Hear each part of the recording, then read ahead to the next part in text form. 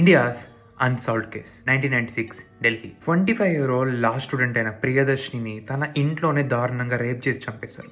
ఎందుకు? ఇక్కడ మనకి 3 అన్ఆన్సర్డ్ క్వశ్చన్స్ ఉన్నాయి. ఫస్ట్, అసలు సంతోష్ కుమార్కి ప్రియదర్శినికి సంబంధం ఏంటి?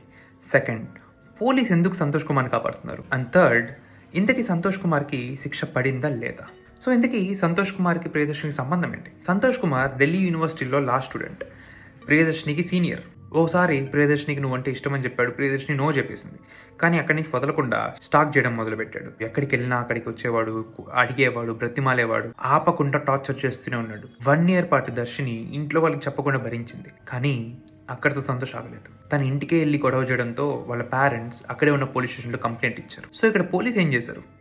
పిలిచి జస్ట్ వార్నింగ్ ఇచ్చి పంపించేశారు. సో ఇక్కడ అందరికి ఒక డౌట్ వస్తుంది, ఎందుకు పోలీస్ ఇంత సీరియస్ తీసుకోవడం లేదు అనేసి. ఎందుకంటే సంతోష్ కుమార్ వాళ్ళ నాన్న ఒక IPS ఆఫీసర్. సో ఆ ఇన్ఫ్లుయెన్స్ వల్ల పోలీస్ అంత సీరియస్ తీసుకోలేదు. పోనీ ప్రియదర్శిని చనిపోయినా కన్నా సీరియస్ తీసుకున్నారా పోలీస్ అంటే? లేదు. మెడికల్ రిపోర్ట్లో ప్రియదర్శిని బాడీ పైన ఎటువంటి ఫింగర్ ప్రింట్స్ లేదు అని చెప్పి రాశారు.